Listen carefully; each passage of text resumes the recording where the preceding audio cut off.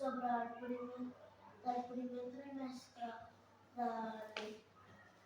d'aparell tercer i servei a comunitat hauria de ser sobre l'escola 4. Hem escollit ajudar el poble. Sabeu? Organitzar el gran recapte per banc d'aliments de Pilera.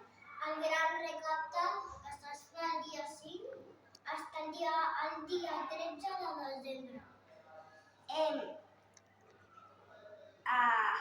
Els aliments que podem portar són llet, oli, tomàquet fregit, llaures de tonyina i sardina, llegums cuits,